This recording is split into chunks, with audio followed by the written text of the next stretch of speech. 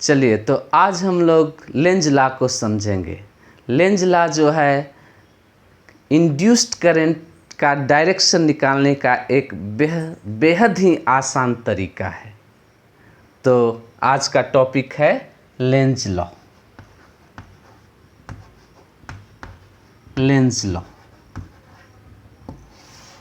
It state that conservation of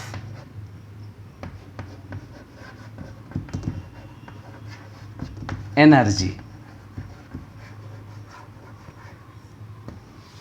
दो बातें इसमें हम लोग ध्यान देंगे, एक इंड्यूस्ड करंट का डायरेक्शन और दूसरा जो है कैसे लेंज लॉ जो है कंजर्वेशन ऑफ एनर्जी को स्टेट करता है। दोनों चीज़ को हम लोग समझेंगे। तो सबसे पहले हम लोग समझें कि लेंज लॉ क्या कहता है। According to Lenz law, Lenz का नियम यही है कि जो कॉज है उसी को रेसिस्ट करना। कॉज क्या है इंड्यूस्ड ईएमएफ का? तो इंड्यूस्ड ईएमएफ का कॉज जो है फ्लक्स में change, rate of change of magnetic flux. यदि इस फ्लक्स में चेंज टाइम के साथ फ्लक्स में चेंज नहीं होगा, देन इंड्यूस्ड ईएमएफ हमें प्राप्त नहीं होगा। और जब इंड्यूस्ड ईएमएफ प्राप्त नहीं होगा उस समय इंड्यूस्ड करंट जीरो होगा। यानी फ्लक्स में चेंज होने के कारण ही इंड्यूस्ड ईएमएफ है। तो वजूद क्या है इस इंड्यूस्ड ईएमएफ का? फ्लक्स में चेंज। तो अकॉर्डिंग टू लेंज लॉ अपने कॉज को रेसिस्ट करना, दैट मीन्स फ्लक्स में चेंज जो है, यदि फ्लक्स का मान बढ़ रहा है तो बढ़ने नहीं देना, यदि घट रहा है तो घटने नहीं देना। तो चलिए हम लोग स्टेटमेंट से स्टार्ट करते हैं।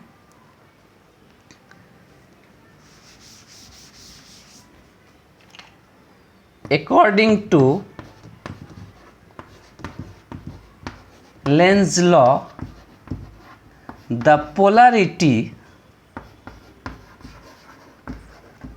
the polarity of induced EMF is such that it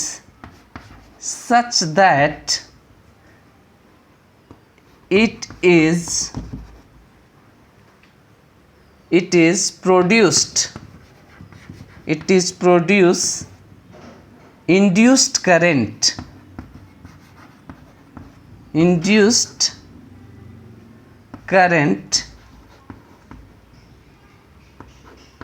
induced current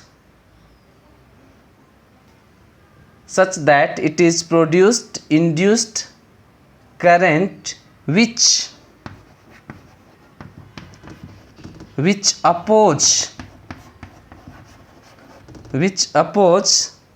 opposes magnetic flux.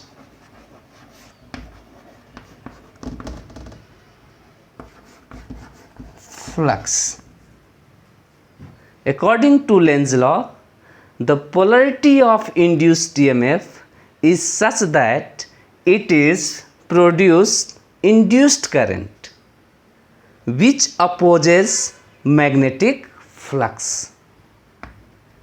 यही स्टेटमेंट है लेंज लॉ का। यदि हम सरल भाषा में कहें तो जिस थाली में खाते हैं उसी को छेद कर देते हैं। इसका मतलब क्या हुआ? जो जिसके कारण वजूद है उसी का हम क्या करते हैं? अपोज करते हैं। तो चलिए इस स्टेटमेंट को हम लोग देखते हैं कि कैसे इंड्यूस्ड करंट का डायरेक्शन मिलेगा।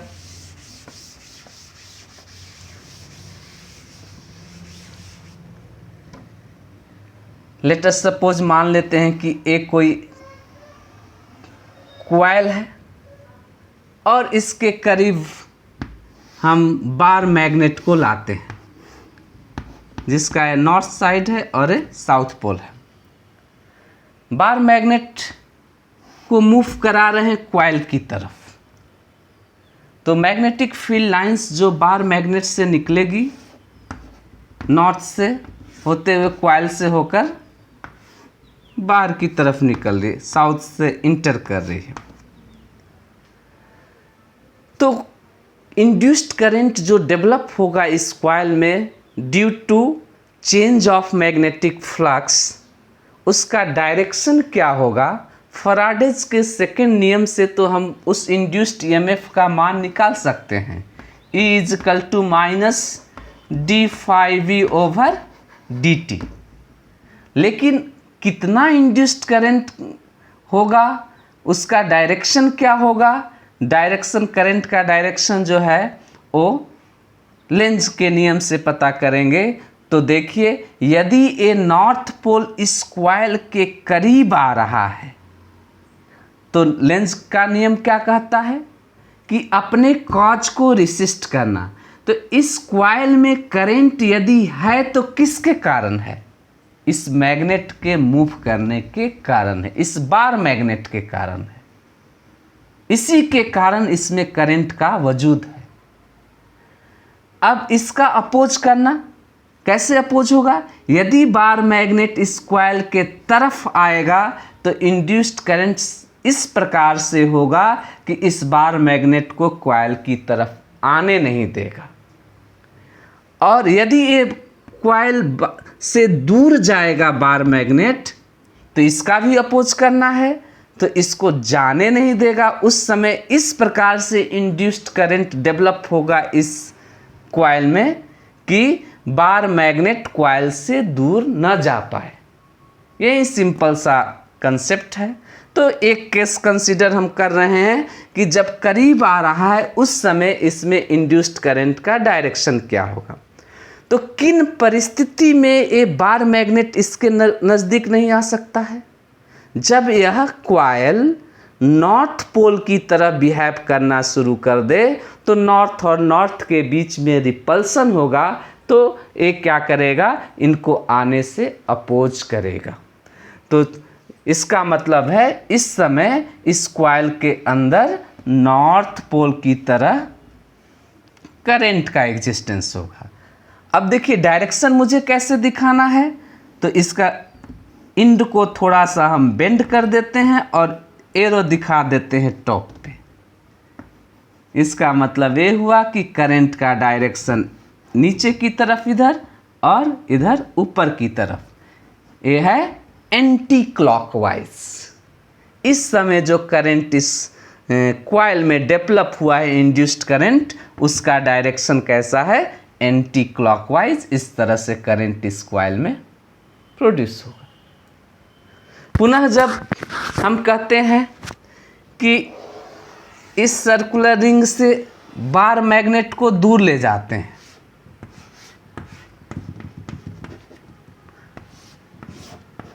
बार मैग्नेट को हम दूर ले जाते हैं, इसका मतलब है कि नॉर्थ पोल अब इस कॉइल से दूर जा रहा है। तो उसको जाने से कौन रोकेगा? यदि नॉर्थ पोल यहाँ डेवलप होगा तो नॉर्थ नॉर्थ में रिपल्सन होगा, वो तो और ज़्यादा आसानी से दूर हो जाएगा। अपोज करने का मतलब है कि उसको जाने ना दें। तो ऐसा सिचुएशन तब होगा जब इस रिंग जो है साउथ पोल की तरह बिहेव करे। इसका मतलब डायरेक्शन जो होगा इस प्रकार से होगा, इस प्रकार से क्लॉकवाइज डायरेक्शन। देखिए, इसमें जो है क्लॉकवाइज डायरेक्शन में करंट घूम रहा है, इसमें जो है करंट एंटी क्लॉकवाइज डायरेक्शन में घूम रहा है। बेहद आसानी तरीके से जो है इंड्यूस्ड करंट का डायरेक्शन जो है लेंज लॉ का प्रयोग कर कर निकाला जा सकता है। और भी एग्जाम्पल हम देखते हैं।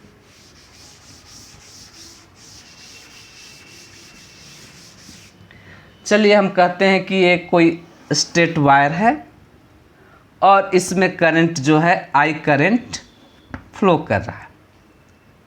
अब हम पूछते हैं, इसके बगल में दो कॉइल ले लेते हैं, सर्कुलर कॉइल है। इन दोनों कॉइल में इंड्यूस्ड करंट कितना होगा? Coil A and coil B. Direction of induced current in the coil A and coil B.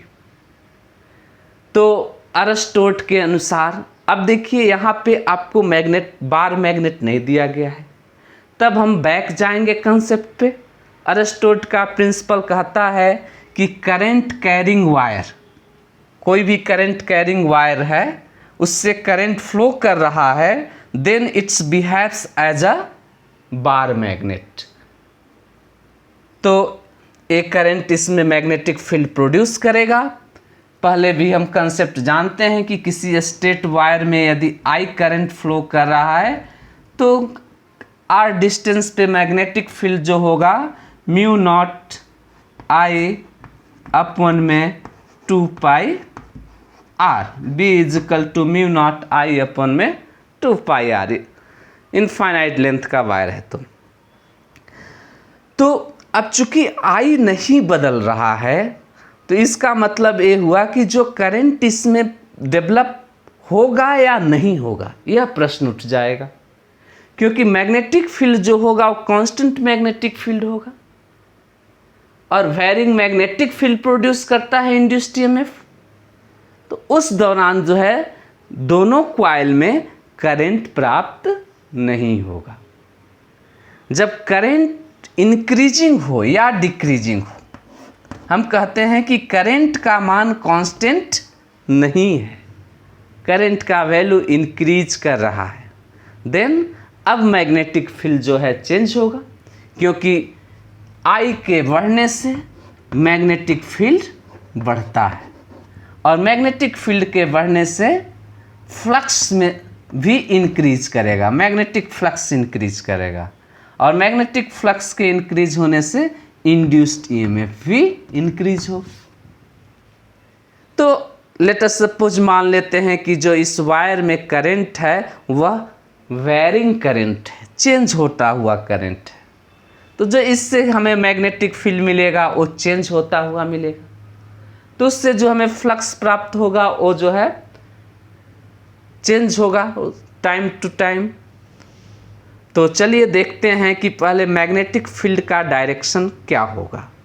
Right hand thumb rule का प्रयोग करते हैं, करंट के डायरेक्शन में थंब को लेंगे, फिंगर को कर्ल करेंगे। तो इस प्रकार से यदि हम देखें कि करंट ऊपर की तरफ है तो मैग्नेटिक जो फिंगर है हमारा यहाँ इन हो रहा है और इधर से आउट होगा, यानी मैग्नेटिक फील्ड का डायरेक्शन जो होगा इन मतलब क्रॉस और यहाँ पे डाउट हो रहा है मतलब बाहर निकल रहा है, मतलब डॉट इस कॉइल से बाहर निकल रहा है, एक करंट के कारण है। लेकिन लेंज लॉ कहता है कि कॉज को रिसिस्ट करना, अपोज करना, यही मैग्नेटिक फील्ड जो है इसमें इंड्यूस्ड करंट का कारण है। तो इसका अपोज करना, अपोज कैसे होगा? अगर मैग्नेटिक बिहेवियर इंक्रीज होता है तो विपरीत डायरेक्शन में मैग्नेटिक फील्ड अप्लाई कर डीमैग्नेटाइजेशन का प्रोसेस किया जाता है। तो यहाँ पे मैग्नेटिक फील्ड इनसाइड है तो इसका अपोज होगा आउटसाइड मैग्नेटिक फील्ड प्रोड्यूस कर इस प्रकार से इंड्यूस्ड करंट इसके अंदर होगा कि आउटसाइड मैग्नेटिक फील्ड जनरेट करे। तो आउटसाइड मैग्नेटिक फील्ड के अकॉर्डिंग हम इंड्यूस्ड करंट का डायरेक्शन प्राप्त करेंगे। तो फिर से राइट हैंड थंब का हम प्रयोग करते हैं, मैग्नेटिक फील्ड के डायरेक्शन में इस बार थंब को कंसीडर करेंगे और जो फिंगर कर्ल होगा वो इंड्यूस्ड करंट का डायरेक्शन बताएगा। तो मैग्नेटिक फील्ड आउटवर्ड और फिंगर हमारा इस तरह से कर्ल हो रहा है, इसका मतलब ये हुआ कि करंट इसमें इस प्रकार से मूव करेगा। सिमिलरली अब देखते हैं इस कॉइल में, तो चूंकि इस कॉइल में जो मैग्नेटिक फील्ड है इन आउटवर्ड डायरेक्शन में है और इस मैग्नेटिक फील्ड जो है इस कॉइल के अंदर इंड्यूस्ड करंट का कॉज है। तो according to Lenz law cause को रेसिस्ट करना, इसका मतलब डीमैग्नेटाइज होगा और वह डीमैग्नेटाइज प्रोसेस होगा विपरीत डायरेक्शन में मैग्नेटिक फील्ड को प्रोड्यूस कर कर। इसका मतलब डॉट का विपरीत होगा क्रॉस। अब मैग्नेटिक फील्ड इनसाइड इस रिंग में जनरेट होगा इंड्यूस्ड करंट के कारण। तो इंड्यूस्ड करंट का डायरेक्शन जो है क्रॉस को कंसीडर करते हैं तो हमें इस प्रकार से प्राप्त हो रहा है। इस डायरेक्शन में जो है इस तरह से हमारा इंड्यूस्ड करंट जनरेट होगा। अब उम्मीद कर रहे हैं कि आप बेहतर तरीके से लेंज लॉ को अब समझ पा रहे होंगे। कुछ और एग्जाम्पल से हम लेंज लॉ को समझते हैं।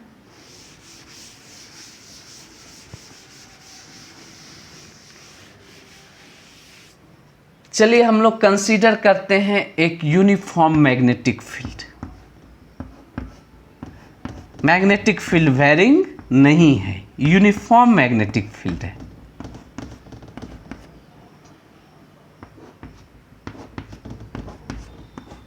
इस यूनिफॉर्म मैग्नेटिक फील्ड में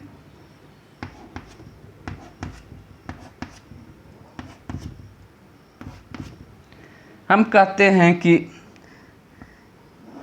एक क्लोज ट्रायंगुलर शेप का एक लूप है जो कि इस लूप से बाहर निकल रहा है, इस तरफ से बाहर निकल रहा है। एक हम कंसीडर करते हैं कि कोई रेक्टेंगुलर लूप है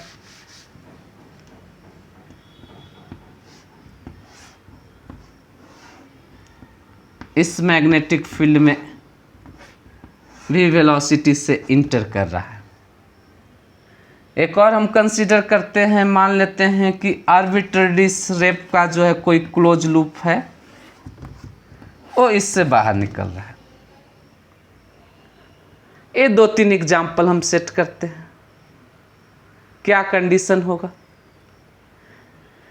देखिए, जब यह रेक्टेंगुलर लूप इस मैग्नेटिक रीजन से बाहर था, कोई मैग्नेटिक फील्ड लाइंस इस लूप से पास नहीं कर रहा था, there is no any magnetic flux that times, hence there is no induced current. But when जब कॉइल धीरे धीरे इस मैग्नेटिक फील्ड में इंटर करता है, then number of magnetic field lines जो है इस क्लोज सरफेस से इंक्रीज हो रही है, ज़्यादा संख्या में क्रॉस करने लगा। देन फाइवी जो है फ्लक्स जो है वो चेंज होगा, फ्लक्स का मान इंक्रीज कर रहा है। That means induced EMF develop होगा और उस इंड्यूस्ड ईएमएफ के कारण इंड्यूस्ड करंट डेवलप होगा। तो लेंज लॉ का यूज कर कर हमें बताना है कि इस कॉइल में जब यह मैग्नेटिक फ्लक्स में इंटर किया है तो उस समय इंड्यूस्ड करंट का क्या डायरेक्शन होगा। तो इंड्यूस्ड, इस लॉ को हम ध्यान दें तो कॉज को रिसिस्ट करना, यहाँ पे फ्लक्स का मान बढ़ रहा है, तो इसको हमें क्या करना है? रिड्यूस करना है। रिड्यूस कैसे होगा? अगर क्रॉस इनसाइड मैग्नेटिक फील्ड है, इसको मैग्नेटिक फील्ड को घटाकर कम होगा। और घटाएंगे कैसे? जब डीमैग्नेटाइजेशन प्रोसेस करेंगे। और डीमैग्नेटाइजेशन कैसे होगा? अगेंस्ट मैग्नेटिक फील्ड प्रोड्यूस होकर। इसका मतलब ये हुआ कि यदि यहाँ इनसाइड मैग्नेटिक फील्ड गिवन है तो निश्चित रूप से इस कॉइल में इस प्रकार से इंड्यूस्ड करंट डेवलप होगा कि मैग्नेटिक फील्ड आउटसाइड हो। तो आउटसाइड मैग्नेटिक फील्ड को जब हम राइट हैंड थंब रूल से दर्शाते हैं, थंब से मैग्नेटिक फील्ड को और फिंगर से कर्ल कर देते हैं करंट का डायरेक्शन, इसका मतलब है कि इस कॉइल में जो है करंट जो है इस प्रकार से प्रोड्यूस होगा, मतलब उसका डायरेक्शन जो है कुछ इस तरह से होगा। ये जो है इंड्यूस्ड करंट का डायरेक्शन है, इंड्यूस्ड करंट। पुनः इस एग्जाम्पल में देखते हैं। अब इस सिचुएशन में चूंकि ये यूनिफॉर्म मैग्नेटिक फील्ड में कॉइल है तो मैक्सिमम इस क्रॉस सेक्शनल एरिया से maximum number of magnetic field lines pass कर रही है। उस समय फ्लक्स का मान 5e का मान मैक्सिमम है, और जैसे ही अब यह फील्ड से बाहर निकलना शुरू करेगा, फ्लक्स का मान धीरे धीरे धीरे धीरे कम होता जाएगा, क्योंकि कम मैग्नेटिक फील्ड लाइंस अब इससे पास होती हुई नजर आएगी। तो इस सिचुएशन में क्या हो रहा है, फ्लक्स डिक्रीज हो रहा है। तो इसका मतलब क्या है, ये फ्लक्स को डिक्रीज होने से रोकेगा। और जब फ्लक्स को डिक्रीज होने से रोकेगा, किन परिस्थिति में मैग्नेटिक फील्ड इंक्रीज होगा, जब उसी डायरेक्शन में मैग्नेटिक फील्ड जनरेट हो, उस परिस्थिति में क्या होगा, मैग्नेटाइज होता जाएगा। विपरीत डायरेक्शन में मैग्नेटिक फील्ड होगा तो डीमैग्नेटाइज होगा। तो यहाँ पे इस डायरेक्शन में ही मैग्नेटिक फील्ड जनरेट होगा, तो मैग्नेटिक फील्ड का डायरेक्शन क्या है, क्रॉस थंब रखते हैं और फिंगर को कर्ल कर देते हैं। इसका मतलब है करंट जो है इसमें इस प्रकार से होगा। कॉज को रिसिस्ट कर रहा है। यह मैग्नेटिक फील्ड यदि इसको बाहर धकेल रहा था, तो इसका मतलब इसको बाहर जाने से इसको रोकेगा। इसको रोकेगा तो क्या करेगा, इसको डीमैग्नेटाइज करेगा। सिमिलरली यदि हम इसको देखें, तो यदि हम कहते हैं कि इस यूनिफॉर्म मैग्नेटिक फील्ड में ही यह मोशन करे, उस दौरान जो है कोई करंट जो है इसके अंदर प्रोड्यूस नहीं होगा। जब तक इस मैग्नेटिक फील्ड से बाहर नहीं निकलेगा, जब अंदर रखा हुआ ऑब्जेक्ट, तो फ्लक्स में चेंज नहीं होगा।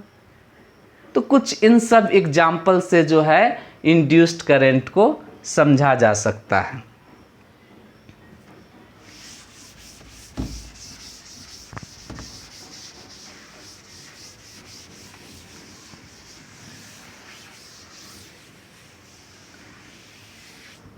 चलिए एक और एग्जाम्पल हम देखते हैं।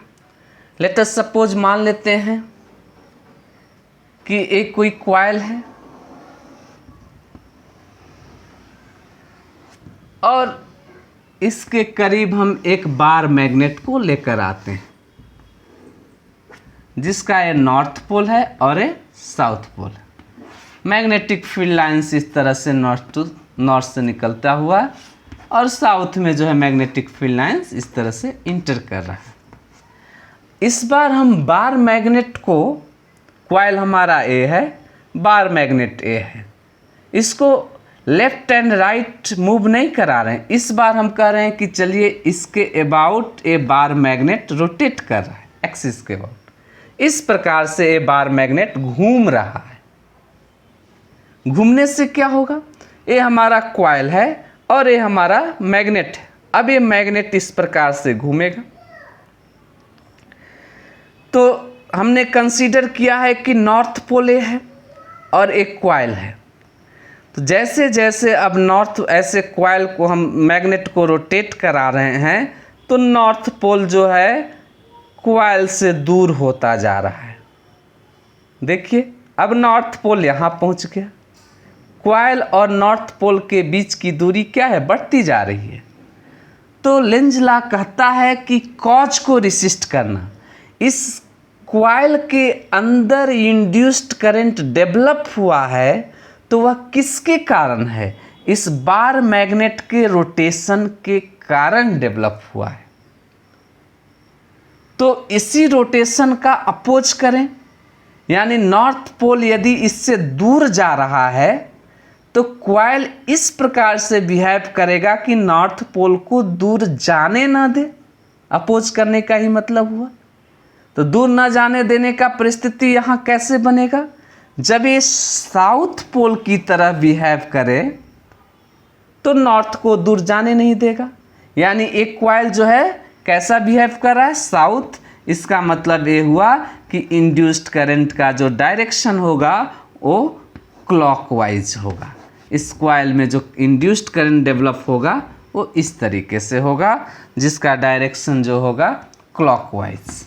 लेकिन एक और पहलू है इसमें, ये नॉर्थ जब ये बार मैग्नेट है तो बार मैग्नेट में मोनोपोल कभी नहीं एग्जिस्ट करता है, हमेशा वो डाइपोल की तरह होता है, उसमें नॉर्थ और साउथ पोल रहेगा।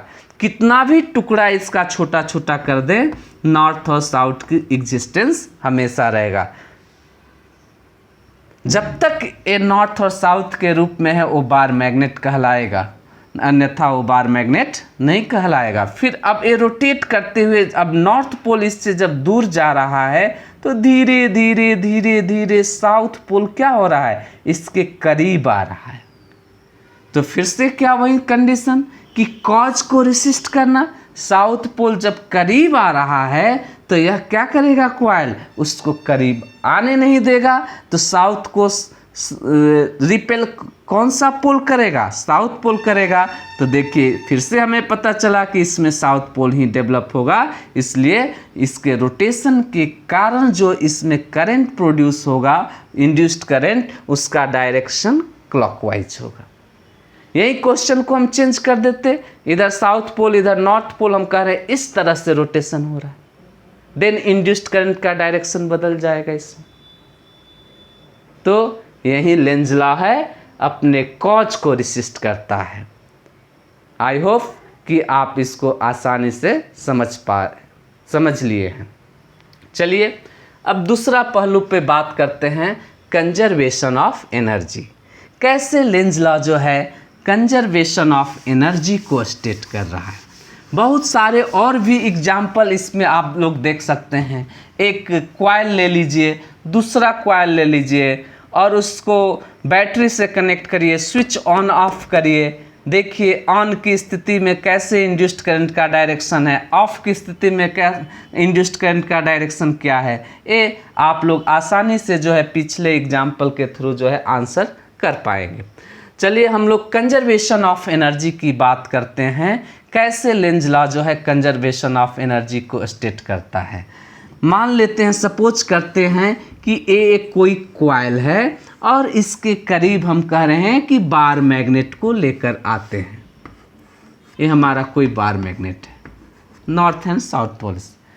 Magnetic field lines north pole से बाहर निकलेगी और साउथ पोल के थ्रू जो है इंटर करेगी। Inside the magnet south to north direction होगा, close loop a magnetic field lines बनाएंगी, एक दूसरे को इंटरसेक्ट जो है नहीं करती है। Magnetic field lines never intersect to each other. ये हमारा कॉइल है। बात ये है कि varying magnetic field produced induced current. अगर हम इसको कॉइल को किसी अन्यत्र सोर्स से हम नहीं कनेक्ट किए हैं, कोई बैटरी से कनेक्ट नहीं किया गया है, और इसके बावजूद भी इसमें यदि करंट आ जा रहा है, इसका मतलब क्या है कि एनर्जी क्रिएट हो रहा है इसके अंदर। करंट होना मतलब इसके अंदर पोटेंशियल डिफरेंस जनरेट होता है, इंड्यूस्ड ईएमएफ डेवलप होना। इंड्यूस्ड ईएमएफ डेवलप होने का मतलब है कि इसमें एनर्जी आ जाना। तो आप एक समय के लिए सरप्राइज हो जाएंगे कि कोई भी सर्कुलर रिंग है और बिना किसी सोर्स के, बिना किसी पोटेंशियल के उस सर्कुलर रिंग में करंट फील हो, इंड्यूस्ड ईएमएफ फील हो। इसका मतलब है आप आश्चर्यचकित हो जाएंगे और कहेंगे कि हमने एनर्जी को क्रिएट कर पा रहे हैं, जबकि ऐसा नहीं है। तो फिर इंड्यूस्ड करंट तो आप देखते हैं कि इंड्यूस्ड करंट तो है। अगर ऐसा है देन एनर्जी कंजर्वेशन इनवैलिड होगा। एनर्जी कंजर्वेशन क्या कहता है?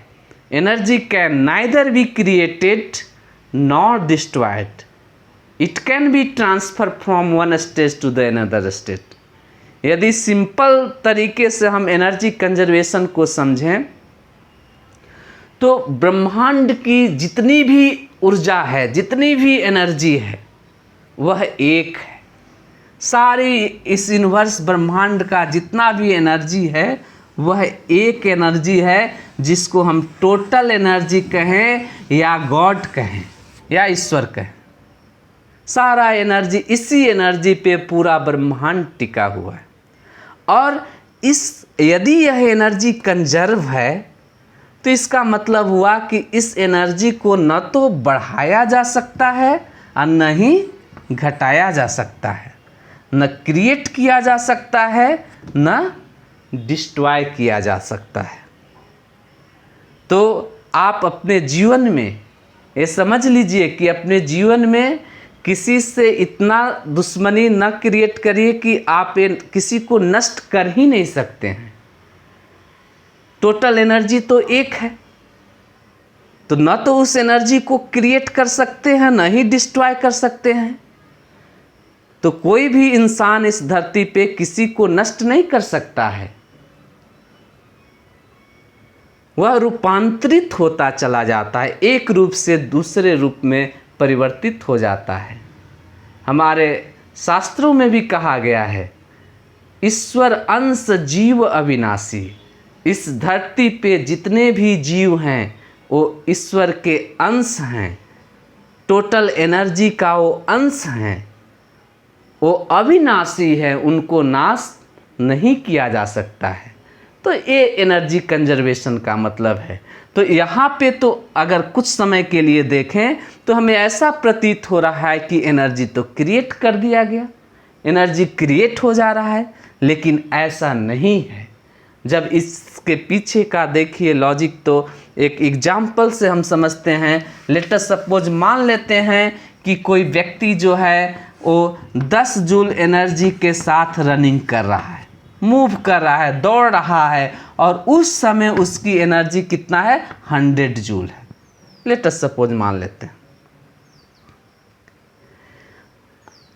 किसी इंस्टेंट ऑफ टाइम में उसने देखता है कि कोई उसका फ्रेंड यहाँ बैठा हुआ है, रेस्ट में है, कोई इसके पास वेलोसिटी नहीं, तो इसकी एनर्जी 0 है। अब इसने इस व्यक्ति को पकड़कर दौड़ना शुरू किया। उस समय इनकी एनर्जी घटकर मान लेते हैं 60 जूल हो जाती है, और यह व्यक्ति भी इनके साथ साथ भी वेलोसिटी से अब रन करने लगे। तो जिसकी वेलोसिटी 0 था वह वेलोसिटी धीरे धीरे अब इंक्रीज किया, velocity v is not equal to 0, यानी इनके पास वो 40 जूल एनर्जी इनके पास मिल गया। तो जो टोटल एनर्जी जो है वो 100 जूल बना रहेगा।